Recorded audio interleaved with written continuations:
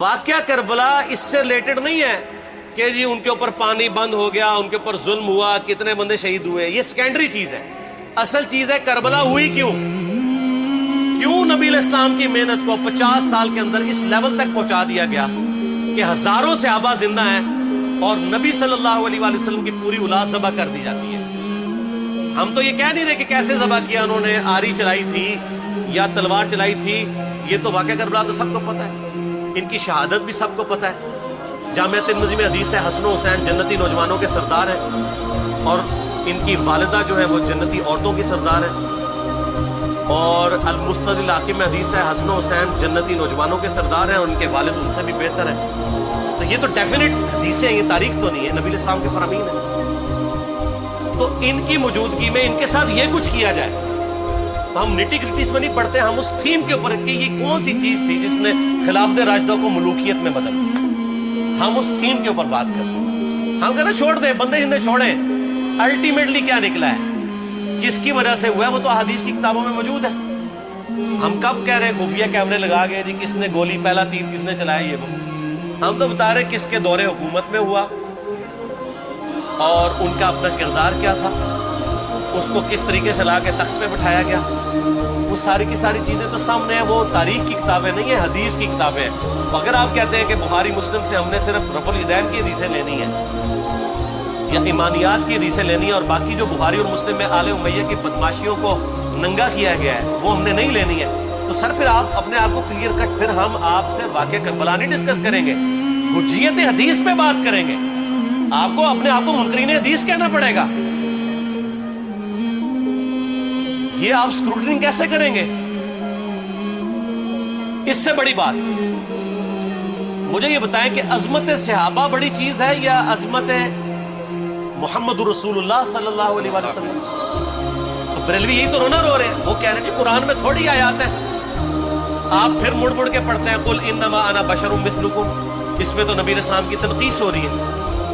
تو ہم ان کو کیا کہتے ہیں کہ تنقیص مقصد نہیں، نعوذ باللہ، نہ ہو رہی ہے، آپ افضل البشر ہیں لیکن آپ کی اسپیشیز بشر ہے، یہ ہم اپنا عقیدہ سمجھتے ہیں، وہ اس کو تنقیص شمار کرتے ہیں۔ تو پھر اس وقت آپ بھی بریلویوں کی بات مان کے تو یہ آیات پڑھنا چھوڑ دیا کریں۔ آپ کہتے ہیں نہیں آیات ہے کیوں نہ بیان کریں، تو ہم بھی کہتے ہیں احادیث ہے کیوں نہ بیان کریں کہ صحیح بخاری میں حدیث ہے 2812 عمار کو ایک باغی جماعت قتل کرے گی، وہ جماعت دوزخ کی طرف بلا رہی ہوگی اور عمار ان کو اللہ اور جنت کی طرف بلا رہا ہوگا۔ اب اس کے نرغے میں جو جو آتا ہے وہ آئے، میں اپنے نبی سے ٹکر لے لوں؟ آپ لوگوں کے منہ کا خیال رکھتے ہوئے کہ میں نبی علیہ السلام کو کہوں کہ آپ نے کیوں ایسی بات کر دی کہ مولا علی کے مخالفین کو آپ نے دوزخ کی طرف بلانے والی جماعت کہہ دیا، تو لیں آپ ٹکر، جائیں سیدھا دوزخ میں، اور تھوڑی جرت کریں آپ یہ کہا کریں کہ اے اللہ، اپنے لیے کہا کریں کہ اللہ تعالیٰ آپ کا حشر یزید اور یزید کے آباء و اجداد کے ساتھ کرے اور اس کی اولاد کے ساتھ۔ ہم کہتے ہیں کہ اللہ تعالیٰ ہمارا حشر جو ہے وہ مولا حسن حسین، مولا علی علیہ السلام اجمعین اور اہل بیت کے ساتھ کرے، آمین۔ اور آپ میں تو اتنی جرت نہیں آپ یہ بات بھی کر سکیں کیونکہ ان کو پتہ ہے۔ تو نبی علیہ السلام کی احادیث کو بیان کرنے کو یہ سمجھتے ہیں کہ جی اس سے مصیبت کھڑی ہو جائے گی، تو اپنے آپ کو منکرین حدیث ڈکلیئر کریں، پھر حجیت حدیث کا مقدمہ ڈسکس ہوگا، پھر کربلا نہیں ڈسکس ہوگی۔ اور یہ ٹی وی پہ بھی آ کے مولوی بیٹھے ہوتے ہیں، سنیوں کے بھی شیعوں کے بھی، مڑ مڑ کے جی وہ یزید نے یہ کر دیا، وہ یزید نے کیا کیا ہے یار؟ وہ تو سسٹم کا نمائندہ بن کے آیا جو پیچھے سے خراب تھا، یزید کو لے کے بیٹھے ہیں، یزید یزید یزید یزید، بھائی پیچھے سے معاملہ خراب ہوا۔ اگر نہیں یقین آتا تو یہ بخاری مسلم کی میں نے آلموسٹ 200 سے زیادہ حدیث مین اسٹریم کی کتابوں سے اکثر بخاری مسلم جمع کیے پڑھے، اور سر میں نے تو ان کو چیلنج دیا ہے یہ حدیثیں پڑھ کے نا اپنے ممبروں سے صرف ان حدیثوں کی تشریح اپنی پبلک کے سامنے کر دیں، نہیں کر سکتے، تو پھر لعنت کے مستحق تو ہو رہے ہیں حق چھپا کے، اور قیامت دن کے منہ پہ لگام ڈالی، اور پھر مڑ مڑ کے کہتے ہیں نہیں جی وہ کچھ چیزیں خاص ہوتی ہیں وہ عوام الناس کے سامنے نہیں کرنی چاہیے، وہ صحابہ کرام بھی بعض کا ایسی باتیں پبلکلی نہیں کرتے تھے۔ میں نے اس کے اوپر بڑا ایک میرا کلپ ہے یوٹیوب پہ، مولا علی سے متعلق 5 جھوٹ، تو میں نے کافی ساری چیزیں اس میں ڈسکس کی ہیں، لیکن میں یہ کہتا ہوں کہ اللہ کے بندو جو چیزیں نبی علیہ السلام نے منع کی ہیں بیان کرنے سے وہ تو ہم ڈسکس کر بھی نہیں رہے. میں نے آج تک آپ کو منافقین کے نام بتائے؟ آپ نے حذیفہ ابن یمان کو بتائے تھے نا آپ صلی اللہ علیہ وسلم؟ صحیح بخاری میں آتا ہے. تو میں نے آپ کو بتایا آپ رازدار رسول تھے, ختم ہوگی بات. میں نے کبھی ڈسکس کی ہے؟ اگرچہ میں نے صحیح مسلم کی حدیث 7035 نمبر ڈسکس کی ہے کہ نبی علیہ السلام نے فرمایا میرے صحابہ میں 12 منافق ہیں, وہ کبھی بھی جنت میں داخل نہیں ہوں گے یہاں تک کہ سوئی کی ناکے سے اونٹ میں گزر گئے, اور ان میں سے 8 ایسا ہے جس کی کمر پہ دوبیلا پھوڑا نکلے گا. میں نے آج تک آپ کو بتایا کہ کس کس کی کمر پہ دوبیلا پھوڑا نکلا اور اس کی موت اسی پھوڑے میں ہوئی ہے؟ بتایا؟ تو میں تو وہ چیزیں ڈسکس بھی نہیں کر رہا, میں وہ چیزیں ڈسکس کر رہا ہوں جو نبی علیہ السلام نے علامات النبوہ میں بتائی ہیں.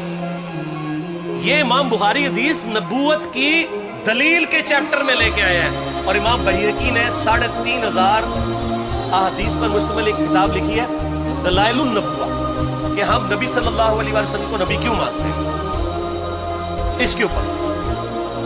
اور اس میں یہ ساری حدیثیں عمار بن یاسر کے قتل والی لے کے آئے ہیں, بتانے کے لیے کہ دیکھیں ہمارے نبی علیہ السلام کی نبوت کی دلیل ہے کہ آپ نے اپنی وفات کے آلموسٹ 30 سال کے بعد ہونے والے واقعے کو پہلے ہی بتا دیا. یہ حدیثیں چھپانے والی نہیں, بیان کرنے والی, علامات النبوہ کی حدیث ہے. آپ کہتے ہیں چھپائیں, اگر کوئی حدیث دنیا میں نہیں چھپائی جا سکتی نا تو علامات النبوہ والی حدیث ہے, کیونکہ وہ تو نبی صلی اللہ علیہ وسلم کی نبوت کو جسٹیفائی کرتی ہے. ورنہ میرا ایک معصومانہ سوال ہے کہ نبی صلی اللہ علیہ وسلم نے یہ باتیں کر کے ان کے زوم میں نعوذ باللہ امت کو مصیبت میں ڈال دیا. آپ نے خود ہی فرمایا کہ یہ ہوگا. کیوں فرمایا آپ نے؟ میں تو بیان کر کے مجرم ہوں, تو جس نے مجھے خبر دی ہے ان کے بارے میں آپ کا کیا خیال ہے؟ یہ مسند احمد کی حدیث یہ میں نے گھر بیٹھ کے بنائی ہے کہ میری بیوی کا کیا حال ہوگا جس پہ خوف کے کتے بھونکیں گے.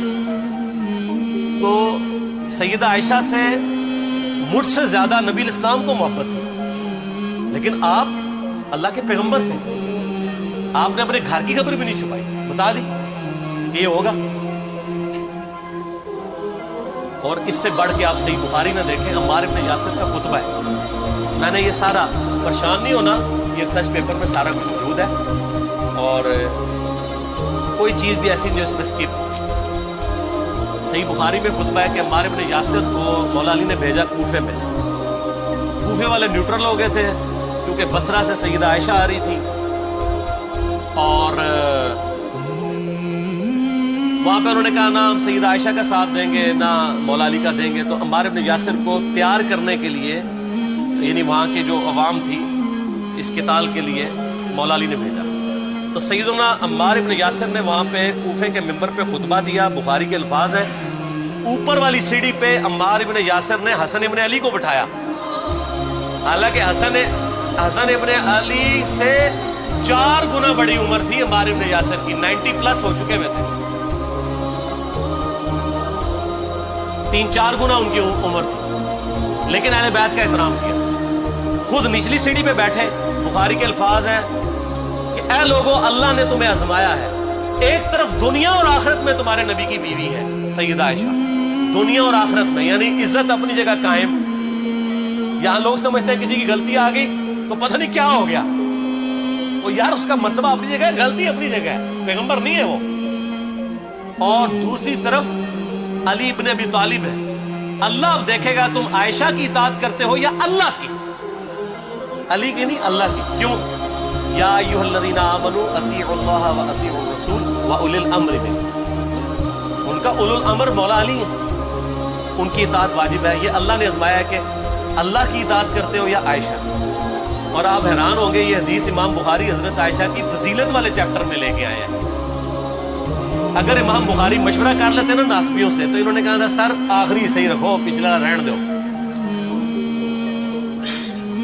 بلکہ پچھلے والا رکھو آخری والا رہن دو, کہ عائشہ دنیا اور آخرت میں. وہ حدیث گھٹنے کا میں آپ کو طریقہ بتاتا ہوں, کاٹ چھانٹ کرنے کا.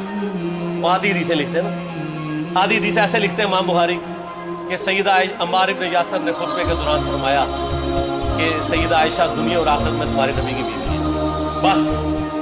لیکن امام بخاری نے پوری حدیث لی ہے, آگے وہ بھی ڈالا ہے کہ اللہ آزما رہا ہے کہ عائشہ کی اطاعت کرتے ہو یا اللہ کی، جیسے آپ کے علماء کر رہے ہیں. صحیح مسلم کی حدیث 6488 آدھی بیان کرتے ہیں سارے مولوی، بریلوی، دیوبندی، اہل حدیث سب. میرے صحابہ کو برا مت کہو. اگر تم میں سے کسی نے احد پہاڑ کے برابر بھی سونا خیرات کر دیا اور میرے صحابہ نے ایک مد یعنی 600 گرام خیرات کی، آدھا کلو، اس کے آدھے کو بھی نہیں پہنچ سکتا بس. حالانکہ یہ مسلم کی حدیث سٹارٹ اس سے ہوتی ہے کہ عبد الرحمن بن عوف کو خالد بن ولید نے گالیاں دی جھگڑے کے دوران. حالانکہ دونوں مسلمان تھے، دونوں صحابی تھے. آپ نے حضرت خالد بن ولید کو بلا کے ڈانٹا، فرمایا تم میرے صحابہ کو برا مت کرو. تو خالد بن ولید نے تو آگے سے نہیں کہا حضور میں بھی صحابی ہوں. ان کو پتا تھا کہ عبد الرحمن بن عوف نے اس وقت اسلام قبول کیا جب اسلام کا مطلب تھا مار، تکلیف اٹھانا. اور خالد بن ولید نے گولڈن پیریڈ میں صلح حدیبیہ کے بعد اسلام قبول. بھائی اب تم لوگ یہ کر رہے ہو، تم لوگ اگر احد پہاڑ کے برابر بھی سونا خیرات کر دو، یعنی صلح حدیبیہ کے بعد والے لوگ میرے ان کے برابر نہیں ہو سکتے. اور جو فتح مکہ پہ معافی مانگ کے مسلمان ہوئے ہیں طلقاء، مؤلفۃ القلوب آل امیہ، ان کا تو لیول ہی کچھ نہیں ہے. یہاں تو خالد بن ولید کے بارے میں یہ بات کی جا رہی ہے. اور پھر وہ مؤلفۃ القلوب اپنے زمانے میں ممبروں پہ سب و شتم کروائیں سیدنا علی پر. تو سب سے پہلے تو ان کو کہنا چاہیے جن کے بارے میں حدیث تھی کہ تم صحابہ کو گالی مت دینا. ہم نے تو خیر کبھی دی بھی نہیں ہے. اور میں یہ آخری جملہ ان کو ایسا بولتا ہوں کہ جو ان کے دماغ تک ڈرل کر جائے گا کہ آل امیہ نے جو کچھ اپنے دور کے اندر سیدنا علی کی گستاخیاں کی ہیں نا، ہم نے تو ویسی کوئی ایک گستاخی بھی آل امیہ کے بارے میں نہیں کی ہے. میں نے آج تک آل امیہ کے اوپر بائی نیم کسی کے اوپر لعنت کی ہے؟ حالانکہ یہ مولا علی پہ کرتے رہے. یہ ہے لعنتی خود ہو گئے نا، جب مولا علی پہ لعنت کی تو لوٹ آئی. مسند ابی اعلیٰ میں صحیح سند کے ساتھ حدیث موجود ہے، مسند احمد میں بھی موجود ہے کہ سیدنا علی کو جس نے گالی دی اس نے رسول اللہ کو گالی دی صلی اللہ علیہ وسلم. جب ام سلمہ نے کہا تھا، شیخ زبیر صاحب نے اس کو تحکیم میں صحیح لکھا ہوا ہے فٹ نوٹ کے اوپر، کہ لوگوں تمہارے ممبروں پر رسول اللہ کو گالیاں دی جاتی ہیں، تو انہوں نے کہا معاذ اللہ، ہم کب کہیں گے، ایسا نہیں ہو سکتا. ام سلمہ نے کہا تم لوگ علی اور اس سے محبت کرنے والوں پہ گالی گلوچ نہیں کرتے ہو کیا؟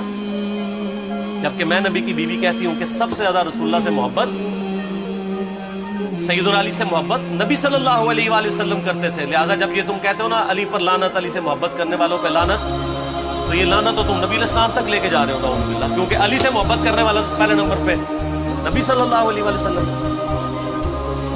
پھر کہتے ہیں سب کا مطلب تنقید ہے. اور نہ، پرانیاں گلاں، پرانے بابے، پرانے بزرگ جھوٹے ہو. صحیح مسلم کھولو 6229 غدیر خم سے اگلی حدیث، لعن اللہ ابا التراب کے الفاظ ہیں، مٹی والے ابن ابی طالب پر لعنت، یہ الفاظ موجود. سب کا ترجمہ لعنت ہی ہے، تنقید نہیں ہے. اچھا پھر میرا معصومانہ سوال ہے کہ اس کا مطلب ہے صحابہ پہ تنقید کرنا اچھا کام ہے؟ کہیں گے نہیں. تو بتاؤ یہ برا کام کون کرتا تھا؟ شیعہ کا ابا کون ہے؟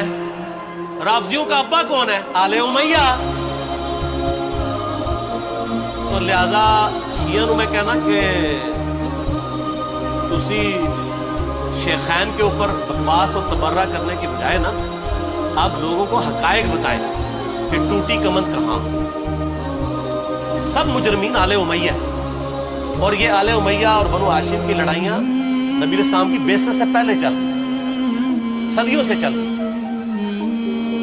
وہ تو پھر اللہ نے بنو ہاشم کو نبوت کے لیے چنا تو ان کو یہ پھر جیلسی ہضم نہیں ہوئی، وہ چیز آگے چلتی رہی. خیر چھوڑ دیں، ایک تلخ ٹاپک ہے. صلاۃ بر محمد و آل محمد، اللہم صلی علی محمد و علی آل محمد. ٹھیک ہو مصطفیٰ مصطفیٰ مصطفیٰ مصطفیٰ